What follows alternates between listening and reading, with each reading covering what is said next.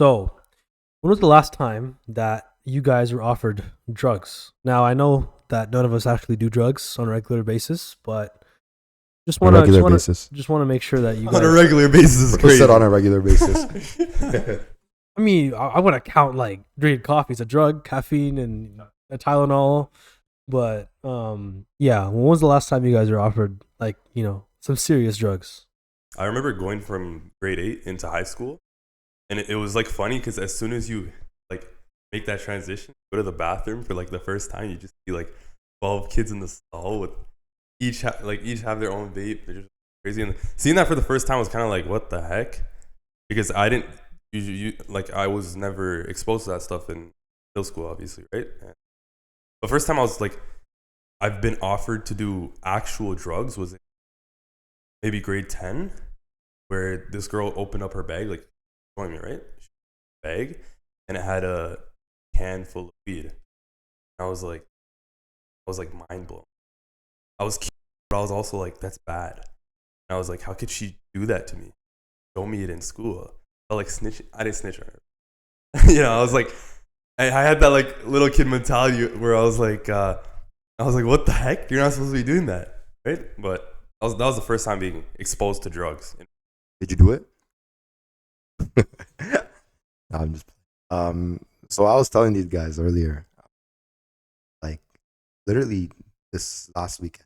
Well, it's not really obviously there's been like oh, you want to take a hit of this weed or vape pen or whatever, right? But like this story is a little more interesting because I was like, damn, like this is like hardcore drugs, and this is the first time I've been exposed to it.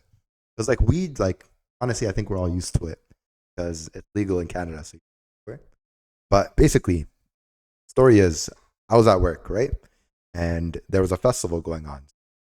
Literally, as soon as it hit like 9-10 p.m., the restaurant I work at becomes like a club.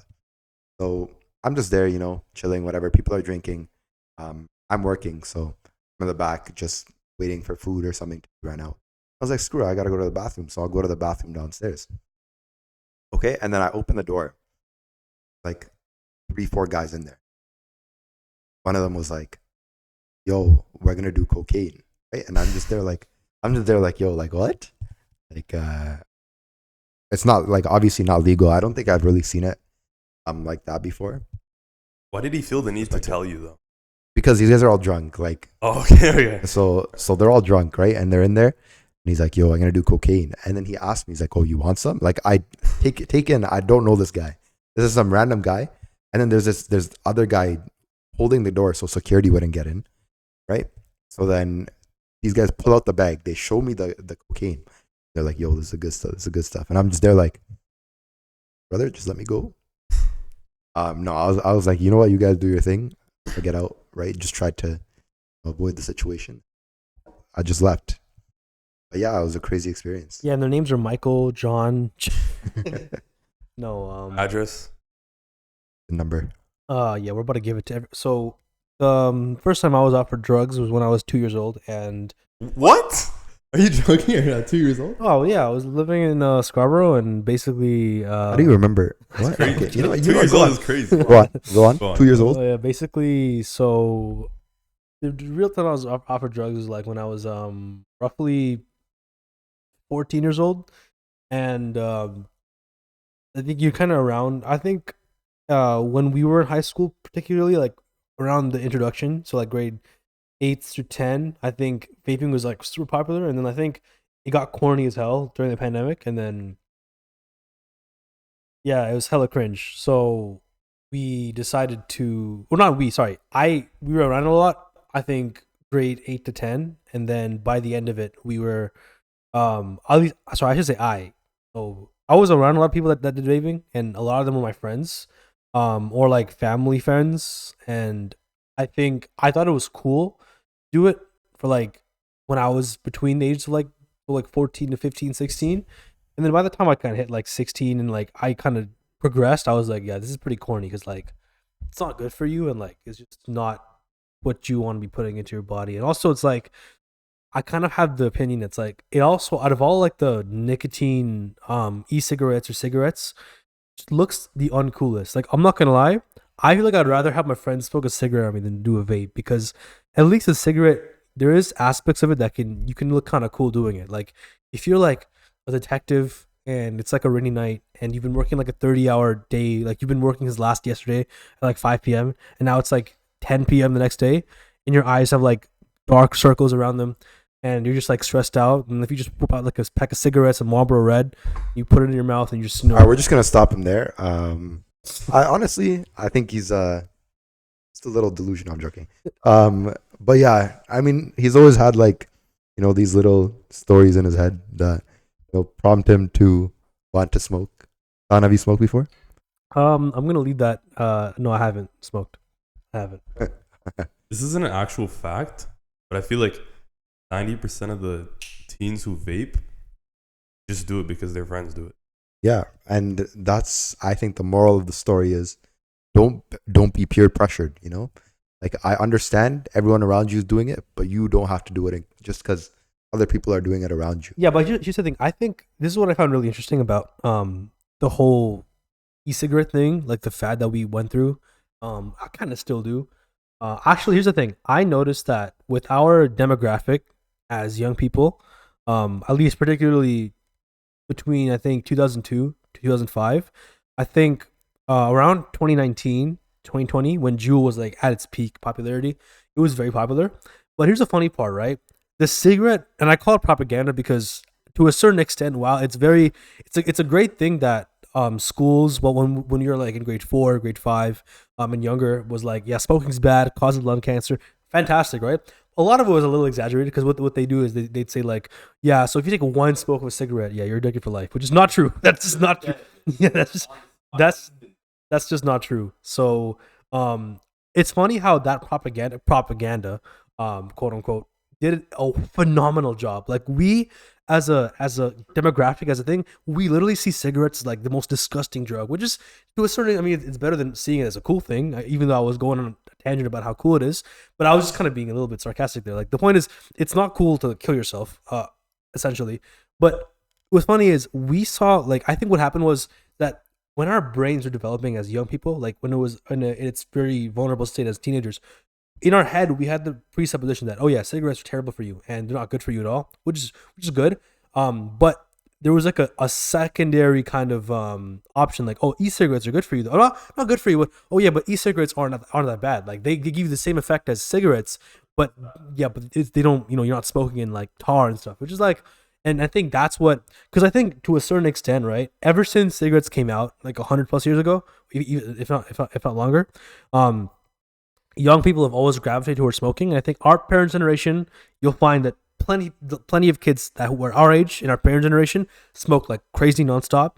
And it happens that our cigarette fad happened to be e-cigarettes. And I think it's interesting how while we see cigarettes as the worst thing in the world, how we look at e-cigarettes and like, yeah, it's not that bad. At least like back then when we were like 14 to 15 to 16 years old, we're like, oh, but like everyone does it, not that serious. But then now we're like, yeah, like you can say e-cigarettes are a bit like, they're technically better than cigarettes because I guess they don't pose the same level of risk when it comes to cancer and other things. But regardless, they're bad for you. And I think I'm glad to say that we've, as a society of like young people overall, we see e-cigarettes as a bad thing now. Finally, maybe it's not that deep, but I feel like it's a first world problem where you have millions of kids who don't have any stresses in their lives.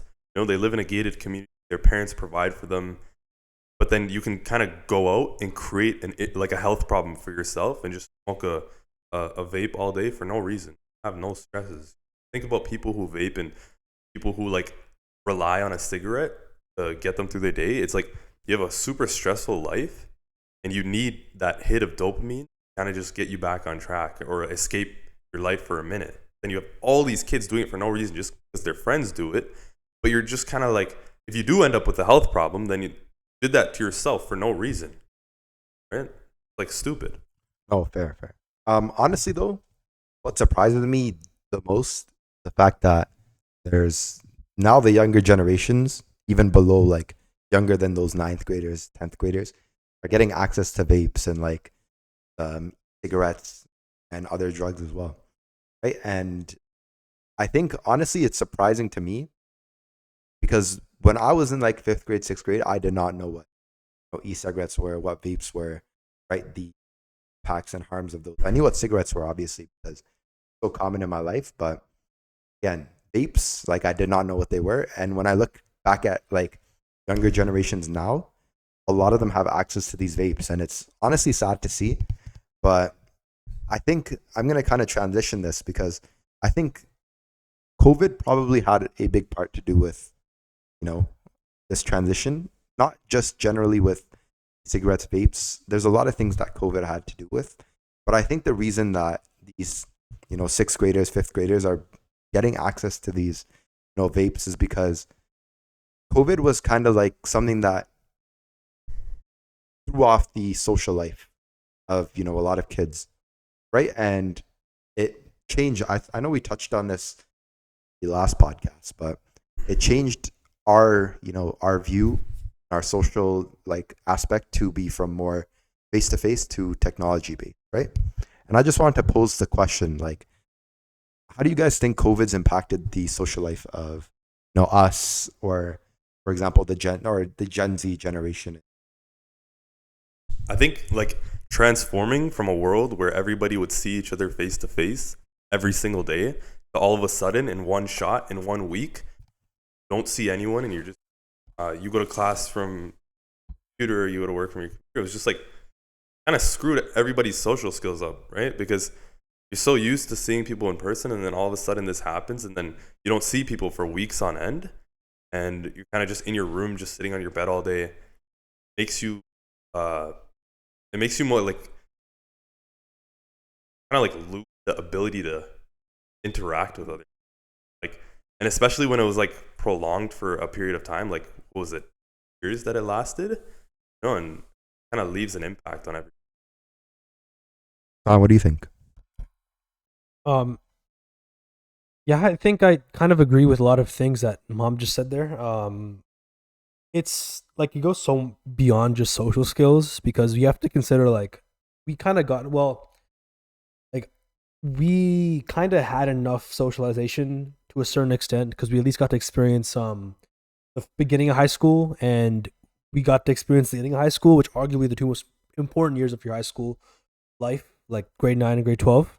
But we kind of missed out. We missed out entirely in grade 11, which sucks because grade 11 is a pretty fun year too. But I think what I'm more concerned about is not us, but it's the kids that are all younger than us. Because when you consider, and obviously I've taken a intro psych course in university, and that's not enough for me to like claim that I'm like some next psychologist and I can analyze the psychological patterns of like the populace. But I you know enough to where you know that there's like a time frame of the human brain where it's crucial for children to actually learn how to socialize and interact. And what's most concerning is not the people who are in our age, but the kids who are like 5 to 6 and 7 years old, who not even a bit younger than that too, like 4 or 5, where they didn't get to go to preschool or didn't get to go to like kindergarten, and that has a lasting impact on like social skills, because those years you learn how to share things, you learn how to like be in the same space with multiple kids of your age for a long period of time, and that skill is what basically your entire rest of life is like. Grade school is going to be all that, high school, college, university, or even the workforce. Everything you do in your life has to be, whether you like it or not, around people that are that either are the same age or older than you. But like all these things are super important development. And I think the thing is, I think this conversation is more of like what's causing a lot of the problems that we see. Maybe your over reliance on drugs, like Rajit pointed out, or things like how to, the fact that we see like a lot of like weird Discord kitten type shit, like like the whole weird ego, like all these things that we kind of see day to day on Instagram and TikTok and whatnot. I think a lot of it has come down to that we spend way too much time inside and on the internet, and we kind of lose touch with reality. And I think you see a lot of that, not just about social skills, but you see with political views, you see it with how we view the other side, quote unquote. Maybe it's because we've been exposed to a lifestyle where we don't have to do much. We don't have to step out of the house. We could just sit in our bed on our computer all day. work from home, class from home, not seeing you. It's kind of like not complaining, but maybe it's just made people lazy, and they think that, you know what, I would much rather prefer a life like this than to, you know, like have to work hard and exactly what you going outside and all that makes people comfortable, and comfort kills. Not to get all like motivational and stuff, but like comfort kills. And you know what like really throws me off is like it's crazy to me too, right? Because I was a big YouTube guy, you know, movie guy back in the day, where I was, you know, able to watch 20-minute YouTube videos. But I feel like when you look at content now, the most popular platform that people are on is TikTok, right? And it's crazy to me because how are you enjoying these 20, 30-second videos to like a minute around, and you're just scrolling through? You're basically just dead scrolling. Like, I'm not gonna lie. Yeah, doom scrolling. But I'm also a victim of this too, right? Yeah, we're all victims. Yeah, but literally, I'm not gonna lie to you. If you ask me the last TikTok I've watched, I would not be able to remember it because the video wasn't long, right? I'm not retaining that much, and there's so much that I could watch in one day, right? And I'm not even like my attention does not have to be on the actual video because it's so short, right? And I think that a big thing that, you know, that COVID has started, and a reason why, you know, some of us are not willing to work as hard is because there's these platforms like TikTok or these shorter videos that kind of take over our attention span and decrease it. Like slowly, I think our attention spans are going to drop to a point where, you know, 5-second, 10-second videos are going to be what's entertaining. Because there could be like for example, if there's a TikTok of like, I don't know, this guy getting hit in the head, you know, the ones where it's like, oh, they swing the baseball and it's a jump scare, right? That like I watch it, and then I'm like, I scroll, right? But I remember it because it was like a 5-10 second video, right? But like those 30-second videos of people like, I don't know, just doing like some dumb stuff, like I'm never gonna remember that type of stuff. Yeah, you Right? just keep scrolling, Yeah, keep scrolling. exactly. You just keep scrolling, and I think like I just want to know what you guys think about that. You know, like the fact that people are now watching 20-second videos. You know what though? I don't think people realize how dangerous it is. How much it's screwing up our brains, right? Because I've experienced it firsthand, you know? Like genuinely, how do you feel after sitting on your phone for like 2 hours and just scrolling through like shit? You know, you can't even get out of bed because you're just scrolling on TikTok. You don't want to do anything because it's comfortable. You know, you're getting a hit of dopamine every 10 seconds, and it's just keep going, and it screws up like everything that's going on in your brain. You know, like you mentioned, your attention span, you know, and the threshold you need to feel happy, right? Because now you're like I don't know what the word for it is, but you're kind of just like everything else you see is kind of just boring. It's not enough, right? You need something like more, right? So I genuinely think that just having TikTok, Instagram, and like if you're a person who's just addicted to it, it's so bad for you. I would recommend, and this is what helped me, right? I just deleted the app, both TikTok and Instagram, didn't go on it, and kind of just realized that there's so much more to life than just scrolling your phone, right? Just go outside, touch grass.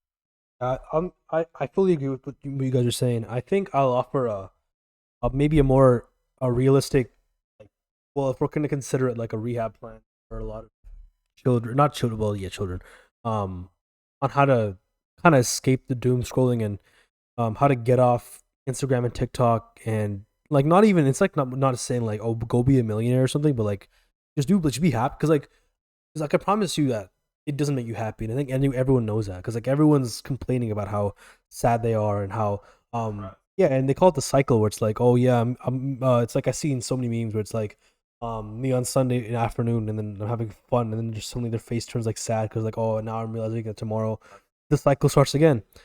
Um, what's realistic for me is that I found that even though we're recording a podcast, and obviously we want you to keep watching the podcast, but for me, what I realized is that what I improved by, instead of like, Well, what happened to me is that whenever I'm doing stuff like menial tasks, like if I'm washing dishes, if I'm like cooking something, or folding the clothes, anything that's like not actively working out, doing like schoolwork or working, or something that where it requires a lot of my attention, I'd feel like a YouTube video in the background, and I'd just be like just trying to watch content.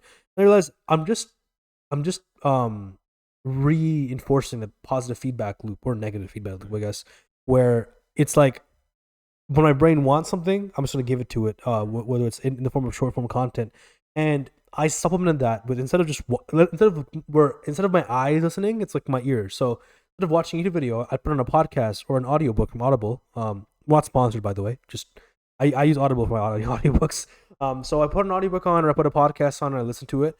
And I'm in that phase where I'm slowly trying to move out of from both music, videos, and podcast, where you want to be okay with I call it dead space, where it's like, let's say you're folding clothes.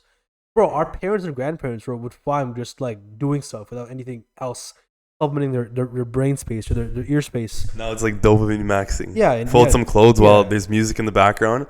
Eat some, Sour Patch, and then watch TikToks at the same time. And the funniest meme I see nowadays is like me when I have no YouTube, when I have like good food. Which is, oh my god, that's true though. It's relatable, but it's like, what have we come to? Yeah. Like me when I have no YouTube with food. Yeah, it's like damn. And it's true, because I remember when I have a good ass meal on the weekend. It's like a way of pizza or like a burger. Like it's like, oh, I want to see like a Mr. Beast video. Or I want to see the next Kai Cenat video. And it's like no disrespect to any of those creators. Like they're amazing creators, but like it's like as a generation where our motto is like a space race to define our generation. It's like we want to kind of, again, we're not like messiahs, like prophets. We're just like you guys, and that's why we talk about it, because it's like we are also in the same journey as you. We're also trying to better and improve our lives, and also be more productive and be better. But the best thing I think I'll do is that, or at least I think that whoever's watching can improve, is like,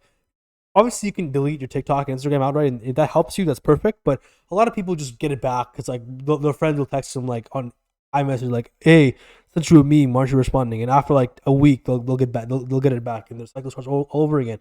What I think is better is that you just, like I just said, when it comes to like dead space or dead, like when you're doing stuff, put out the phone, put your AirPods in or earphones in, and just listen to a podcast, audiobook. Over time, you can start to let go of like, because I would say the biggest thing is making sure that your eyes just don't see content. If your ears listen to it, that's fine. Over time, you can go from just like always having something playing in the background to where you can slowly have half your day or a quarter of your day where you're just, doing stuff, whether it's literally sitting at a wall staring at it for like 10 minutes, whatever it is, to get your brain used to just being present in the moment without having any distraction or audio or noise background or like visual stimulation that's stimulating your brain. And I think we need to get away from that. And I think what we've just pointed out is a very important aspect of what needs to happen. You know what's crazy though? I'm glad you brought that up, because I'm gonna admit that in 2021, my grade 11 year, I think it was, probably grade 11 or grade 12, but I tried to, but I couldn't eat a meal without watching a video. Like, unless you're eating with your family, obviously. But when I was in my room, taking up my lunch and just eating it, there was a few times actually where I just tried to eat my food, and I'm like, you know what? I don't need YouTube this time. I'm just gonna try to do my homework, finish my homework. Yeah. I literally could not do it, and I realized that, thankfully now I've kind of built up to not having to rely on, like to watch a YouTube video every time I eat, or not having to rely on something to like stimulate my chemicals in my brain every time I'm doing something. But that was a real problem, and that's probably so much more dangerous than you think, right? Because if you constantly rely on that feeling, or like, what do you get out of watching the YouTube video? I guess you just get a bunch of brain chemicals that make you happy, and it's pretty dangerous, because then, like I said before, and like he was saying, it takes away your presence. You're not fully there. You're just kind of wired. I also wanted to add that half the stuff, or not even half, maybe even more, but what you see online isn't real. You know, that's another thing that's super dangerous about social media is that you compare yourselves, and many people have said this before, is that you compare yourselves, those creators on Instagram, you know, girls comparing themselves to fashion models, the Kardashians, guys comparing themselves to like every fitness influencer. They keep scrolling. You know, lots of them are photoshopping their pictures. You know, it's crazy lighting. They have a pump at the time. It's setting unrealistic standards that make you depressed inside, right? Because you look at yourself and you say that I'll never be that good. When the stuff you're seeing, first off, isn't real, right? Maybe, like, I'm not saying there isn't people who have amazing physiques and people who are absolutely fashion models who are like gorgeous on Instagram, right? That it's there, right? Chico Lukowski. It's there, but like there's a lot of fake stuff on there that kids are seeing, and they look at that and then they get super discouraged, right? And that's screwing them up inside. They become depressed, and they think that I'll never. When you just close your laptop, go outside, you won't see that in everyone, right? Because this is kind of like a social media is a bubble, right? And it's all the best. You know, if we're talking about fitness people, like you just see the best, right? But, you know, like you gotta close your screen, go outside, and you'll start to realize, and you know, this is something I've started to realize, that it doesn't fully correlate. It's not, you know, the same. You know, like, I'm going to go back to the topic we were talking about. You know, the fact that, you know, we can't watch YouTube or we can't eat without watching a video. And I want to show you, like, I want to give you guys an example of how it translates right into present. Make it a little more clear, right? How many times do you guys go to a restaurant not use this? I think I've seen every one of my friends. I work at a restaurant. I see everybody at a restaurant. No, I've seen everybody at like a dinner table, for example, or like we're at a McDonald's, you know, just eating food. Everyone's pulled out their phone at least once to check, you know, their messages, to check, you know, if they got any snaps, if they scroll through TikTok, scroll through IG. And I know Saha used to do it a lot, right? And it was like literally. Oh no, because it's true, right? Like we went to, I remember like we literally called him out on it because we went to a dinner and he was literally just scrolling. He was literally just scrolling through Instagram, right? And it's not just you that's not present, but literally everybody around you can tell that you're not present because you're not paying attention to what's happening. It's like when people wear AirPods at like a group gathering. Yes, it used to piss me off so much because. You used to do that? No, I remember when I first got my AirPods. Listen, okay, I did it when I first got my AirPods because I was like, yo, like these are so sick, right? AirPods. But like eventually, like I knew I wouldn't like be. That's not who I am. Yeah, no, like when we're in a group gathering and you see somebody with AirPods, even if they're not listening to anything and they just have them in their ears while you're trying to talk to them, it just pisses you off. It's like, could we like speak, or you know, like I don't know, it just makes them look like they're kind of in bubble. Yeah, we're definitely gonna be the boomers back. Like in like 50 years, we're gonna be the ones where it's like, hey, you got your AirPods in your ears. What the hell? Get them out of your ears. And then you're like, Grandpa, everyone does it. And we're gonna be like, no, yeah, that's gonna be us, imitating. That's again, we're not trying to like. We've obviously experienced everything we've talked about, right? We're victims of it ourselves. We're not trying to like throw a blame on anyone here, but we're just trying to talk about how these things in our lives have negatively impacted us, right? And we're like working towards fixing that. Yeah, fair. I had a point. Was with the AirPods, right? Like, why do people hoop in AirPods? Like, you're hooping with your boys and you have AirPods in. It makes no sense to me at all, right? Like, not just hooping. I know people do it with like all the sports, but like hooping with AirPods, I understand. Okay, if you're alone, listen to music, whatever, shoot around. If you're like shooting around practicing, fair. That's chill. Like, fair. You know, you want to vibe. Yeah. If you're in a competitive run, you're just like. And I've seen it so many times. I've seen people like pull up, you know, those guys who bring like their pajamas. Oh yeah, they have like that nonchalant drip, and they have the AirPods in, and they're not paying attention to anything. Maybe it's just kind of like just to like, you know, match the fit. You know, it's like match it's the like vibe. No, I'm not gonna lie. Like, it's the most annoying thing ever because. Is it cringy? Would you say? Yeah, because if I'm trying to, you know, get some good runs in, I wouldn't say like I'm a pro basketball player or whatever, but like if I'm trying to hoop with my boys or whatever, one of them pulls up in like with AirPods, right? And I'm like, yo, pass the ball, and they can't hear me. Yo, swing. He's like, listening to the Kendrick diss track, and I'm just there like come on, Yeah. right? And the thing is, right, the thing that sucks so much about it is like businesses honestly make certain things look so cool. And like you were saying, remember when you were like, everything you see online is kind of what people portray themselves to be, right? What you're going to see online is, you know, for example, LeBron James walking down with AirPods, or Steph Curry shooting around with, you know, music on, right? And it's like, you see that, and then now you see a bunch of people just walking around with AirPods, and see a bunch of people, you know, following those celebrities who are showing that online. And it's like, They're getting paid to do that. yeah, You know? obviously they're We're getting just paid to do that. consumers. Here. Exactly. We're consumers. We're pawns a part of Mhm. like the game.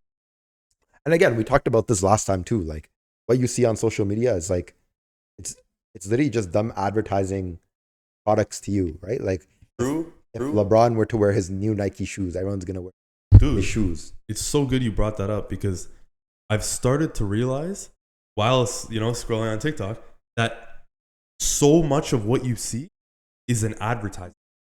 Like, you'll think that, okay, this guy's showing his new kicks. No, he's just doing like a fit check. But that's like, you'll go into the description and see that he tagged the person he bought those shoes from. Or, you know, like somebody literally just talked about like, oh, I have crazy acne. You know, I just used this product and it cleared everything up. They'll be sponsored by them, right? And again, like, the creator, good for them. You know, make your bread, get your bag, whatever. You're not, obviously, I wouldn't say you're doing any, like, none of us think you're doing anything wrong by, you know, advertising a company. Sure. We're just saying that generally the reason that companies are using these creators on TikTok to advertise or promote their product is because our attention span literally fills, and like, we are the perfect audience for a TikTok creator. Advertise it, like, we're consumers, like consumers to the max. TikTok creator to advertise. Yeah, we are literally, anything we see, we are consumers. Right? When we consume a video, we're consuming every single part of that video. Who right? Better to advertise products to than literally. Like, perfect. It's almost like it's a psyop, you know. And we were talking about this before. How like maybe it's like well, not even maybe. It's not even hidden anymore. That it's just a manipulation tactic. You know, like, it's for companies that are making all this money. They love the fact that you scroll. They love it. Sure. Because that means to them is money. Right? They're so much profit off of you. They don't care about your mental health. Literally. Just like pharmaceutical, they don't care about you getting rid of your illness. They just want to treat you. Mm-hmm. You come back, treat you again, come back. Keep paying for a treatment, but where's the cure? Exactly. Right? Same thing over here. It's funny you bring that up, is because I remember seeing on the timeline a couple days ago, or not yesterday actually, where Chinese doctors have figured out the cure to insulin, or no, sorry, they figured out the cure to diabetes, but insulin companies in America are furious because they actually, well, I don't know if they actually cure, but I think studies came out where it's like they given them like a shot of something, and I think after 4 weeks they're like in like a remission, right? Yeah, remission. So they're in, which is pretty sick. But yeah, which is a good point. Yeah. So I mean, yeah, supply demand. People give you a problem, and it will be Apple took away that. I remember, like, a lot of people, kids, younger people who are watching this might not remember it probably, but 2017, I think, Apple took out the headphone jack. Or even 16, I think. They got the headphone jack with the iPhone, and then they gave you AirPods as the solution to that problem. So, which is that's smart. Like, Apple's too smart when it comes to that kind of stuff. Or they created products where you'd have to buy actually headphone. Yep. Right? You'd have to have either an Apple headphones could plug into an Apple phone, right? Or you'd have to have the jack that connects it to the one that connects regular. You have to headphones. buy it additionally. Exactly. You'd have to buy an additional, like, so many other things, right?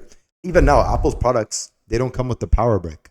Like, how stupid. Yeah, if you buy a phone, right, the charger doesn't come with the power brick, and you're going to have to spend money to buy that power brick. It's like you buy a pair of shoes, but then you have to buy the soles somewhere else. Or like the laces, you know? If you think about it, that's like, I have a theory, though. And I've always thought this, that we pay, how much do we pay for an iPhone? $1,000. Maybe like a $14,000. $1,000 minimum, yeah, these days. That's a lot of money. Yeah. Why does it shatter if you drop it from this distance? Because who's not, like, everybody's dropping their phones, right? Mm-hmm. Why does it shatter immediately? If we're paying $1,000 to get this, Yeah. are you gonna do a drop test? Oh, there you go. There you go. It's Back of my phone. Yeah, audio listeners, I dropped it in Walmart Rajit's showing the with the case on. with the case on too. Yes, and it literally cracked. I actually remember. Like, Yeah. So here's I the remember thing. this. Here's the theory. So Here's the many theory. people. Here's the theory. If you're paying $1,000 for a phone like this to just shatter as soon as you drop it, there's something behind this, right? They know that you're gonna do that. What do they sell? Does Apple still sell cases? Yeah, they do. They sell cases. They do. What else do they do?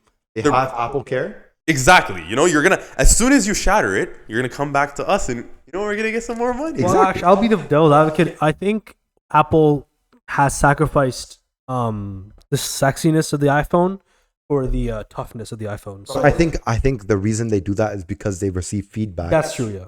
that their products are not strong enough. If you look at iPhones when they first came out, those things, as soon as you drop it, like the phone's broken, right? It's Oh, like you okay, literally can't drop the phone or else it's gonna break. And I think, like, obviously that negative feedback is the reason they've made that shift. And again, I don't really think, literally, Apple is one of the smartest businesses So smart. because everything they do is like them just marketing for themselves. And if you look at it, how many products does Apple ever like advertise? Like, how many Apple advertisements have you seen? Isn't not many, right? There's barely any. Like, if not, there's none, right? Because they've already built that brand name, right?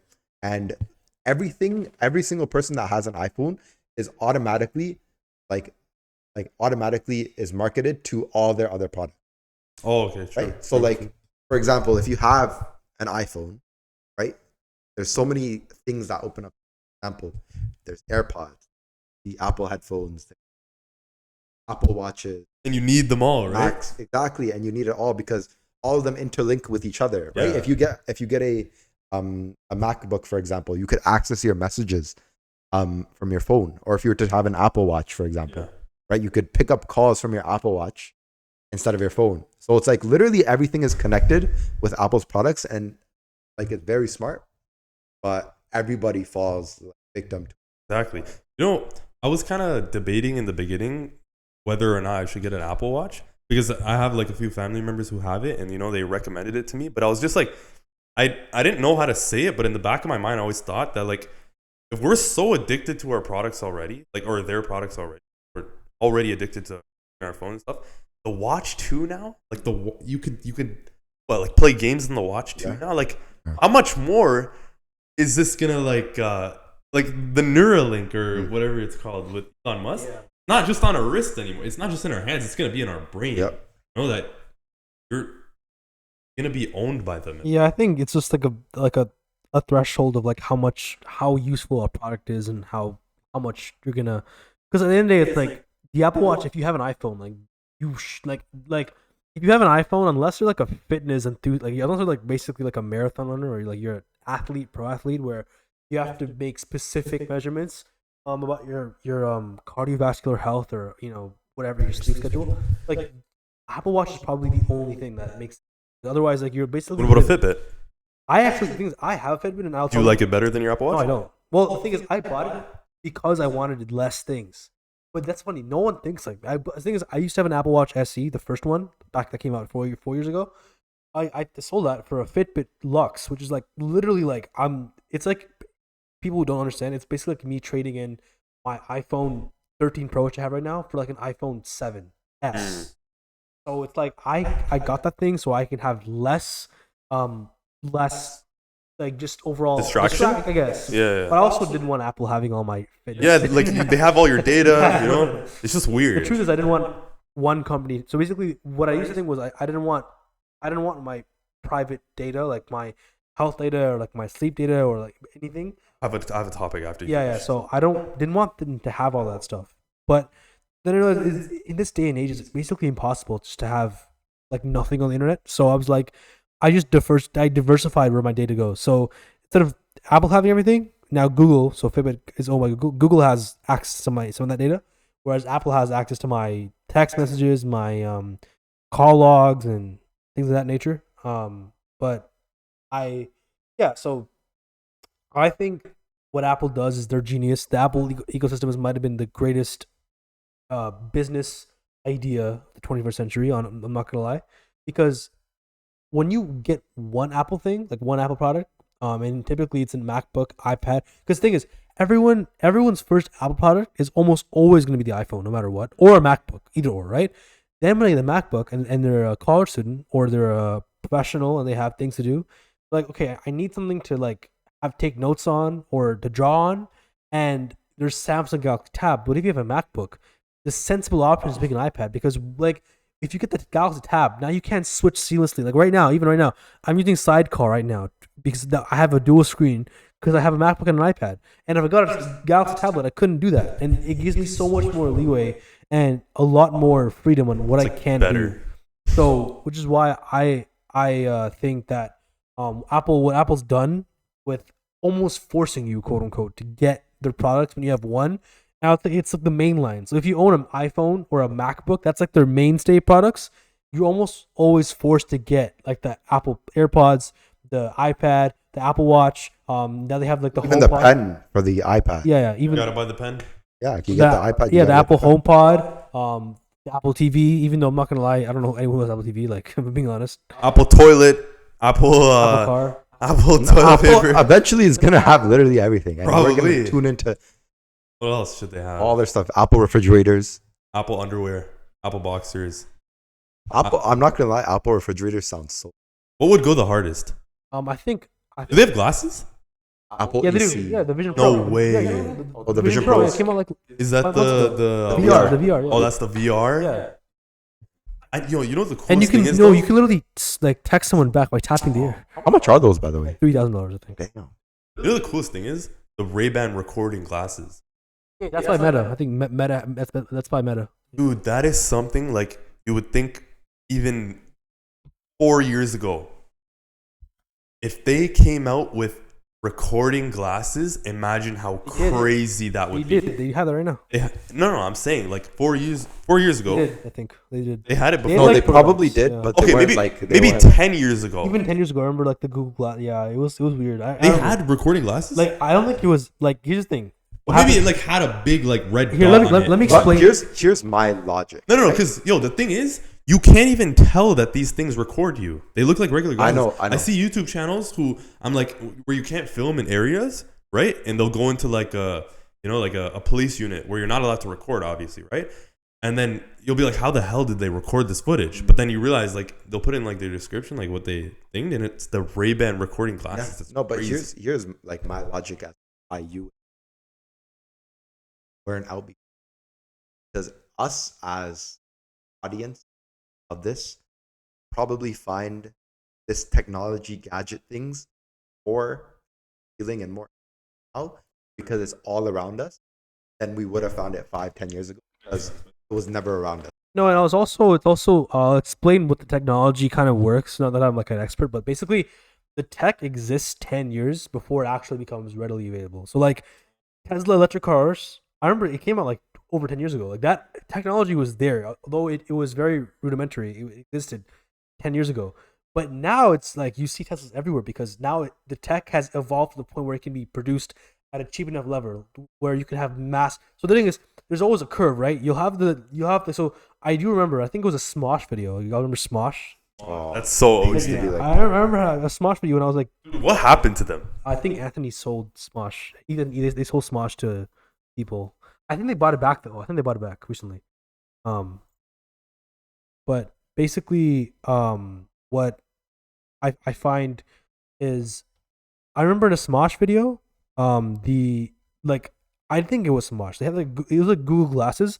I don't know if it was real or maybe it was Marcus. I can't remember. It was MKVHD or like Smosh, but they had like they debuted like a glasses where it could like record stuff or it could like see stuff. Smart glasses they called it like back then. Problem is though that tech existed. The only problem was like it just wasn't feasible to produce that at a level where it can be readily available for everyone to buy. Like Apple has done with the Vision Pro. So now like 12, 13 years later, now we're at 2024 and now we actually have Vision Pro that can be bought. Although it's expensive as hell, I can imagine by 2036 it'll be like $1,000 instead of $3,000, right? Where now $1,000 is still very expensive, but now it becomes much more feasible for everyone to buy that instead of like where it's only locked to like the elites of like society. Where because again, no one really needs that right now. Like no one really needs a Vision Pro unless you have a job that. I kind of need it. So yeah, basically, it's just an interesting thing I added here is basically anything you see, any brand new tech that you see, like whether it's like Tesla comes out with like the next craziest electric smart car, or Apple comes out with some crazy things, or Samsung comes out, just know that that tech's been there for like 10 plus years probably, but they've now gotten the production to the point where it can be produced at a mass level where it's economical for the business to actually sell that product. I don't remember seeing a Tesla before the year 2020. Because I've seen Tesla. no, you've probably seen Maybe it, I was too young. but they've never launched it or marketed it because Yeah, they, it was again, never. It was fringe. right? It was Like fringe. it wouldn't make sense to, because let's say there's like a malware or like malfunction, right? In the Tesla, it would just ruin the product, right?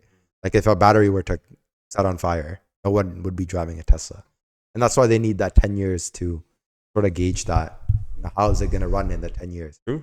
Have you guys heard of this? I don't even know if this is or not, but I saw this video where they're talking about TikTok. I saw this video where they're talking about how the Tesla, apparently because it's electric, it was like screwing with people. I don't even know how to say this, but because it like has the electric properties, right? It's not gas. It posed some sort of health risk, something, and people. And I went into the comments. That's where people were like saying, "Yeah, it happened to me. It happened to me." Weird though. What do you mean by health risk? Some sort of like I can't fully remember it. I'll try to find the video and maybe we'll put it up here too. But it was something about like the electric part of it is just giving people health problems. Maybe like some radiation type. Something like that. Yeah, I can't remember it too well, but And I think honestly, I wouldn't be surprised if that was true. But what I would say is that again, we're like less than 2 decades into the electric car.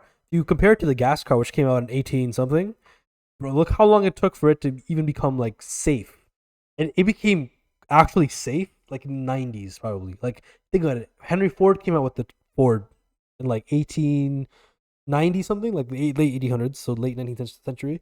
It didn't take it took them until like 1980 90 to make a car that could actually withstand a crash. So like, and again, I'm not saying that means like, okay, now you get to excuse Tesla for like killing people. I'm not saying that. yeah, no, I'm just saying like, you're just saying like, again, the fact that Tesla actually can make a production car and by today's standards, and have it be a feasible car that actually works, and of course it has its flaws, but so does every car. Again, I would say comparing Tesla to a gas car, that's again, if let's you compare a Tesla to like I don't know, a BMW 3 Series, which is like similar price points. Again, you're comparing a car that's essentially been existed for like that tech's been there for 10 to 25 years to a car that's been in production for over 75 years or more. So that car has had 70 years of German engineering to perfect its like how it moves, its safety features, how the engine, how efficient it is, how fast it can be. So I would say I think Tesla's very impressive for what it's done. Yeah, like put it that way, Tesla's pretty damn good so far. Very impressive. They are probably the next Henry Ford. Like Elon Musk is almost certainly the next Henry Ford of the automotive. But they have a Cybertruck, which is like kind of like and the Roadster's irrelevant, probably but the Roadster coming out 0 to soon. 60 is like the 1.9 fastest. seconds. Yeah. I'm not gonna lie though, I've been in a couple Teslas before. That speed up like hurts my head. So like when you mentioned that medical thing, I was like, the fact that when you take off on a Tesla, like you're dragged. You don't feel it. It's crazy. Or you sorry, you don't feel back. accelerating, Yeah. but like you'll feel like Yeah, No, you feel like I remember I had my Tesla last 2 summers ago, and I had like the Yeah. we were in mine. And that wasn't even it was a Model 3. It wasn't even a Model S or a Model X. Oh, was it not an S? It was the lowest model. Okay. And that thing pulled, bro. I remember I had 200 kilometers in like 10 seconds or less. Don't drive fast. You don't Drive safe. Sorry, I was just kidding. I never go that fast. I was fearing he's for a my life demon. actually. Story time. That day when we were driving, it was a 2-lane. One lane was this way, and one lane was that way. Yeah. And this guy, there's somebody going too slow for Scion. This lane, he pulls into this lane, starts doing 200. And then goes around. People coming this way, like he sees them and then goes around. Like if you were in that car and saw somebody do that, you probably think like these guys are mentally retarded. They're drunk or something. Let me crazy. iterate. That was me when I was 18 years old. I no longer. But like he's changed as a I driver. actually I don't see it anymore. He's a I don't see it pretty. anymore. I'm glad in a weird way where it's like it's very true why insurance companies charge you a lot more as a young male, an older male or a female. That's true. It's absolutely true. Is it really because Yeah, 100%. damn, there's because- a gender because divide think- too. No, think but about it. It makes Makes complete sense. But like I Makes could argue complete that's a little bit sexist. It is, but like again, it's there's basis to it, which I agree. It's true. crazy. Because again, I know a lot of females, like girls who are drivers around my age, and they're certainly much more sober, much more. But they can't drive. Wait, can I say that on here? I would also agree that men do drive better than women, but I have no men comment. make- I would like to retract my statement on that. I believe that men make more dumb decisions. I think the reason why men drive better is because we just care about driving more than women do. Like, Is it true that men or women live longer than men? They do What do you guys think? because we just make dumbass decisions, bro. Okay, think about it this way, right? Think about it this way. I think what society's portrayed women to enjoy, like men, like like cars or like Beyblades, Pokemon, stuff like that. I'm not saying like what, like as a kid. bodybuilding. Sorry, I wanted to talk like more as like a in terms of when you're a kid, Oh, right? Like Pokemon, Beyblade, whatever. Right? That's I don't still like Beyblade. at least that's what I might. that's what I grew up with, right? And if you look at like women, for example, the social construct is they grew up with Barbies or like things. It's like much more quiet and soft. And if you look at how that transitioned into now, right? Like girls are like doing their makeup, stuff like that. Dude, it's like the same thing. Yeah. The boys are obsessed with like Cars, trucks, fighting, cars, stuff like that, like Superheroes. UFC, sports, whatever. Now everybody thinks they're Batman. But I would argue that I think that a lot of it is. The Batman right here. Yeah, I know, but I do think a lot of it is just like in general. Because I remember, and I'm not gonna quote him because it's pretty controversial. Is it Andrew Tate? No. Oh. I'm not gonna quote this guy, even though I like his content. I think he's a smart guy, but he's kind of in the crossfire now. So I'm not gonna say his name, but he did say that and he's a very You very. say it, but we'll like blur it out. I mean, we'll blur it. Say it Uh, now, but we'll blur it. the thing is, I can blur it, but it's just like it's kind of annoying to blur it. So I'm just not gonna say it. But he's a very smart psychologist, and he said that men tend to men tend to like doing things, and women are more interested in people. Like men are more interested in things, and women. And that's you look at and again, I think he also did quote where of course I'm not gonna dispute that there aren't social constructs in place that I wouldn't say force, but kind of lean women in one direction and men in one direction. But I do remember that I think Denmark it was or some Nordic country in Europe where they're as equitable, as equal as you can be in every aspect, like men and women in society. Yet the disparity between engineers and nurses, like it no matter how you slice it, men are always going to skew towards STEM, like engineering programs. For example, So you're saying in Denmark, it's as equal as it could be, but still there's a disparity? I don't know if it's Denmark, but I think it's one of the countries. But yes, that country, again, he quoted that where no matter how equal it gets, like no matter how equitable society is, you'll still find in the again when you go down the years, you'll find that the men still tend to go down that path, even though the road to get there is like if you're a woman and you want to go engineering, it's just like it's the exact same. There's no barriers in play, or at least as few as you can find, and yet there's still like the same percentage of men and women in STEM. The distribution is still the same no matter where you go. So then, for somebody who argues like, I don't have a personal opinion on this, but I'm just saying like somebody who argues that men and women are exactly the same. How would you use this to like what do you think actually? What do you think they would like react to this information? Well, I would say if you're gonna get mad at me for saying that, it's like I'm not like I'm just stating what kind of is reflecting society. Now, what I would say is people will take what I said and they'll interpret it as me They'll blow it out of proportion. me arguing for why women have no barriers in society and they face no discrimination. Which I'm not saying that. I'm just saying that like I am fully acknowledging there are things in the West. There are things in the West where women experience that we don't experience as men. But what I will say is institutionally, like in terms of legal laws and institutions, I find it harder to believe that women are actually not equal to men in the sense of the law and in the sense of like, let's say if you're a woman and if you're a man, and let me not make it broad. Let me just talk about education, for example. If I'm a woman and I'm a man in Canada and I want to go to university, I would argue, if you look at the stats, women are in universities more than men. Like if you go to college campus, women outnumber men 2-1. Like almost anywhere you go. I actually didn't know that. No, which is true because if I go to, It is like if you were to think about walking around university. yeah, you'll see more women than men. And again, I'm not saying that. Again, I'm not saying that women have no like negative experience in society. What I am saying is that I think the notion that women don't have equal opportunities as men in the education space is a little bit misleading because I think they do.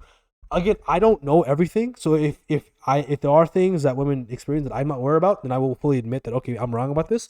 From my knowledge, I fully believe that I think men in the West, like America, Canada, men and women have equal opportunities to get to where they want in the university space. As of right now, yet we still see that obviously it's skewed. Where more men tend to be going to things like engineering, business, computer science, mathematics, physics, those things, right? Where you see a lot of women in like life sciences, like psychology, the creative arts, right? And a lot of it has to do with the fact that again, I don't know everything, but I would argue that I think it's not really society's constructs that make women go that way. I do think women are kind of hardwired to be. It's kind of a natural. It is now. I mean, again, if you just look at how we act, right? I do think it's like not to say that women can't. And again, the thing is that we're all people, right? So everything I'm saying is all generalities, right? I'm just talking about if you took 1,000 people from population and you kind of just saw them, you'll find them like 75% of the women would be what I'm talking about. There's always going to be outliers. And what I'll say is if you're an outlier, let's say if you're a woman watching this and you're like, okay, but I'm in STEM, that's fantastic. I'm not saying that women can't be. I'm just saying that again, more women tend to like doing things like psychology, nursing, life sciences, want to be a doctor, right? Because they like being around people. And if I look at my graduating class, for example, literally half the girls that went to I think every woman in our graduating class went to university. Half of them went to life science program, or at least something similar. Like half of them did, and maybe I can count on like 2 hands the amount of women in our grade that went to a math or engineering program. But it's not like they weren't allowed to apply there. Like they had the same opportunity. We're trapped in a forest. Would you pick a woman or a bear? Woman or a bear? I think I'm picking a bear. Like I think I just want to fight it for fun. That's some male psyche right there. That's what I'm talking about. And this is why males die fast. No, I'm joking. Literally, no, this is true. I would. I'd pick a bear for the dad lore. I'd pick a bear For the thrill? for the dad lore. What's the woman like? The woman's not gonna. Yeah, I think I know where you're going with this, and I think it's the Me Too movement. And again, I will iterate that I think the Me Too movement has saved sexual assault, like insane amounts. Because again, in our parents' generation, it was totally okay for a male boss to go to a female coworker and just sexual comment, which is not okay at all. Again, in terms of overall safety for women, it's done numbers, and I think we've grown in the Me Too era.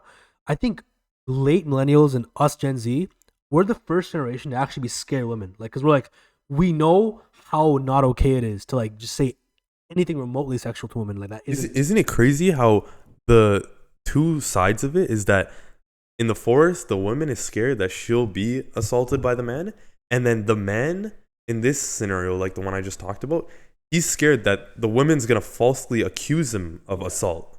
Isn't that like crazy how like we're both fearful of one another? So are you saying like in a man's eyes, like not everyone though, just there's woman's particular like max aura in a man's eyes is where you're trying. It's like yo, like we fear them. Fear the woman. They their got aura max is just like too like blinding. you see a woman and you're like, but not saying like I don't think in this. Maybe I have the privilege not to think in this way because you know I'm not like how do I say this? You're an able-bodied male. Well, yeah, maybe the experiences I've been in haven't led me to think in that sort of way that the comments were. But that's why like I was kind of confused, like why this is. maybe everybody's like, obviously everybody's experiences are different, right? And some people think in the way that like, I am never gonna be in a classroom with, just one girl in there because I'm scared that if she does Oh yeah, say that, absolutely. And I like, think it's. I mean, again, I think that's a scary thing. what it's done is that it's made men very aware that we're not to invade someone's personal space or make comments like that, which is a good thing. The only negative thing I'd say is that I think what's come out is that after the Me Too movement, it's become very hard to find workplace romance, and also you'll find studies and reports that a lot of male bosses will even refuse to go into a meeting alone or even have any sort of just discussion. Are you struggling with finding workplace romance? Uh, no, I don't have trouble with finding workplace romance. But Would you like workplace romance? sure, yeah, I would. Definitely would. I mean, I'd be lying if I said but but yeah, I ended off by saying that the implication of the Me Too movement in terms of the only negative thing I've seen is that it's made some workplace romance in the corporate sphere a little bit harder, and it's kind of made male bosses a bit too wary of how to tread lightly around their female coworkers, which is fine. But I think a lot of female employees in companies have reported that they feel a little bit lonely because I think no one really talks to them. Because I'm not even making this up. I think this is true. But again, if that's the price to pay for ensuring women feel safe and we avoid sexual assault cases, I'm all for that. Yeah, it's worth it. It's worth it. Remain professional in a professional setting, right? Yeah, we wanna be. So anyway, so to segue into a discussion, Reggie was talking about aura.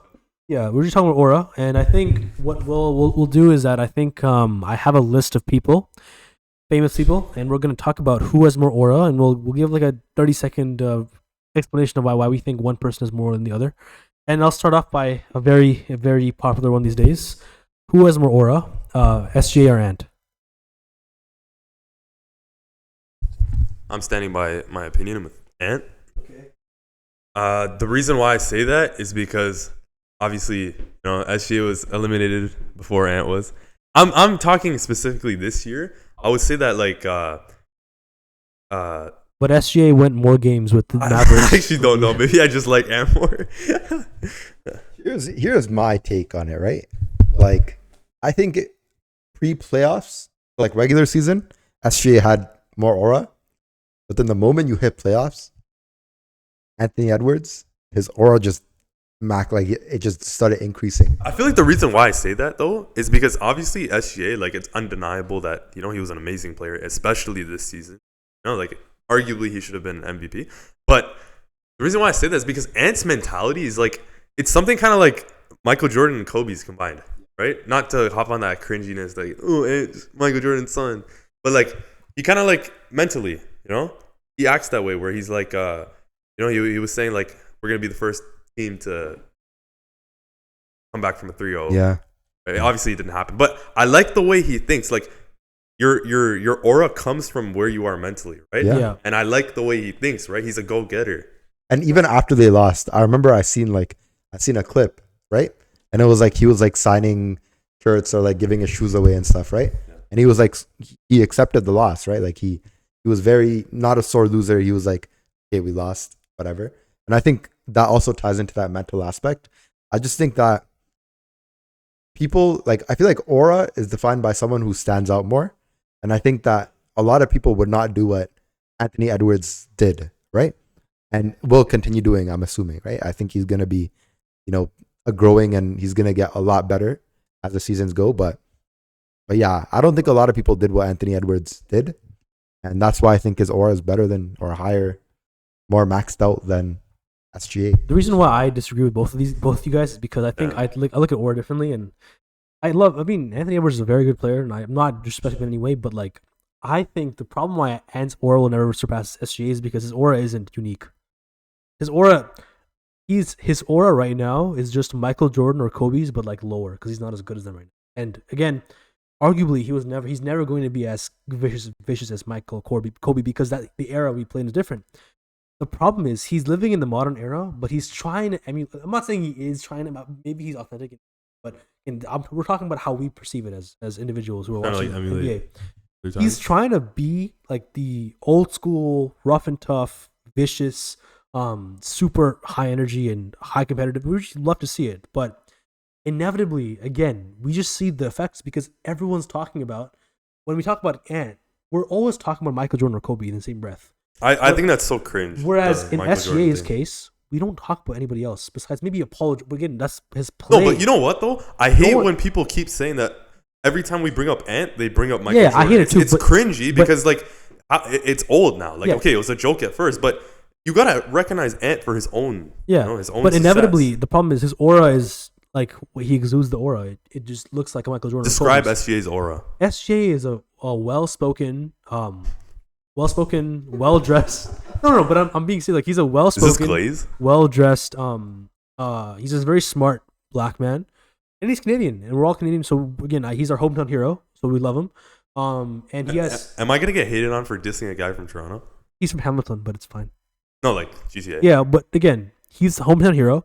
He has the best captions of all time, of any NBA player of all time. He has the best captions ever. Yeah, that's true. He's That's a modern true. day poet. So I'm like, his aura is like one of one.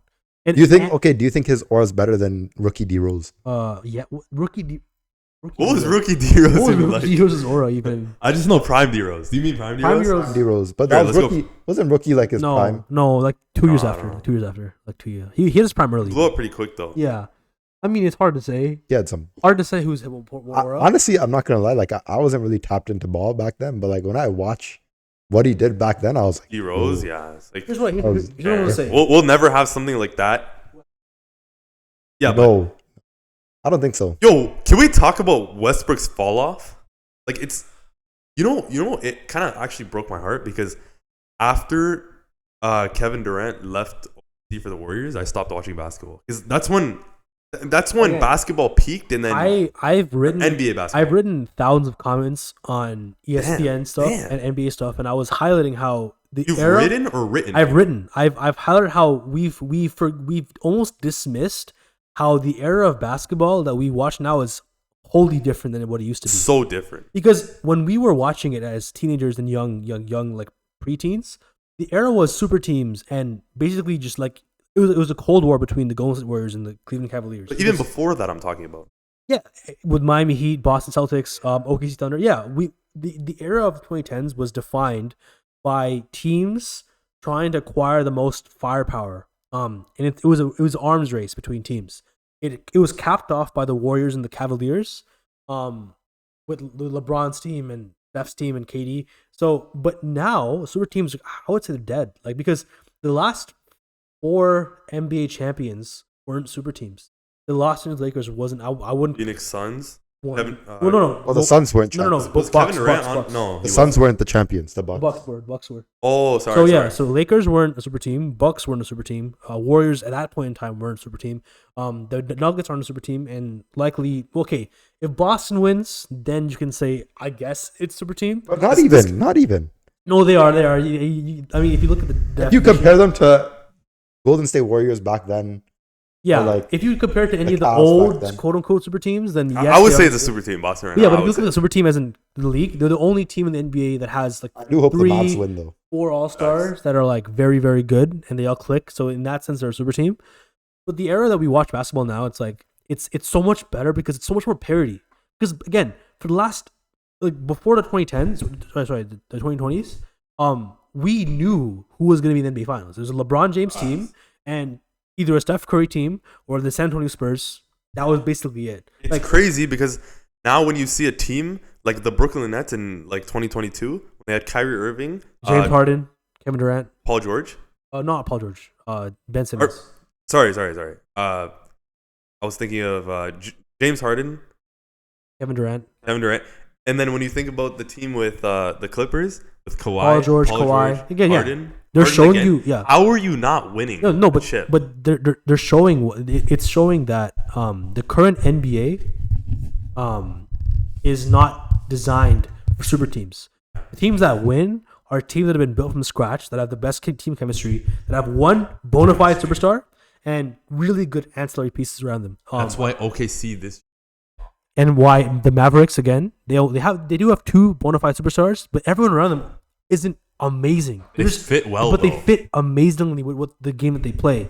And again, I love that so much more because the NBA before was boring until the NBA Finals was boring because we knew exactly. Like, Yeah. I remember the 2018 playoffs. Like, we're from Toronto, LeBronto. We knew it was gonna happen. We could try and run from it. He was Thanos. Like, we tried to run from it, hide from it. But LeBron James was Thanos for us. Like, I remember he swept us in 2018 with having no Kyrie Irving, no Kevin Love. I think. His team was basically alone. He had more points than DeMar and Kyle combined the entire series. That shows you how insane and how one-sided it was, and we knew exactly who was going to be the finals. So I like the fact that we have much more parity and why the NBA now is much more competitive, and we actually don't know because again, round 2 Eastern Conference, everyone thought New York was going to win against the Pacers. I did too. New York got injured and Pacers won, but that series was hella competitive. But in last decades NBA, you would never see a second round upset ever. You would never ever see a second round team like a LeBron James Miami Heat or a Cleveland Cavaliers or a Golden State Warriors or a San Antonio. They would never lose second round. That was never going to happen. You knew exactly who was going to be the NBA Finals. That's why I much more prefer the current NBA over. Anyways, next aura question is Michael Jackson or Michael Jordan? Who has more aura? Yeah, Michael Jackson or Michael Jordan? Who has more aura? I think MJ has more aura. Which MJ? I think Michael Jackson has more aura in my. Yeah, I think this is kind of a dumb question. I think I think a majority of the population would. Exactly. If you're a basketball player, you would say Jordan. No. As a basketball player, you'll say Michael Honestly, Jackson. I can't even speak. No. The fact that Michael Jackson, you could go to a village in Africa that has an internet, and you'd say, you know, Michael Jackson, they say yes, is proof enough to where Michael Jackson has the most aura of it. No. I think They know nobody except majority of people know Michael Jackson. No matter where. Not majority. Literally everyone on planet That's not when I Earth. define aura. No. But again, Michael Jackson's as scary and as competitive as Jordan was and as scary as he was. Michael Jackson made people faint, standing still during the Super Bowl halftime performance. He made people Why faint are they fainting? because he's Michael Jackson, buddy. Like, it's just he's that crazy. He's Michael He Jackson. has that aura. No, but think about how much aura that is to like He made people faint. stand there and someone just. He stood there for like 10 minutes Oh. just looking at the crowd. And people were fainting. Yeah, people fainted.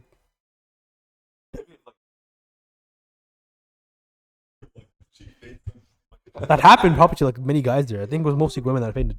But the reason why Michael Jackson is like more aura is because it's like you're comparing arguably the most famous human being to ever live besides Jesus and Muhammad. Like,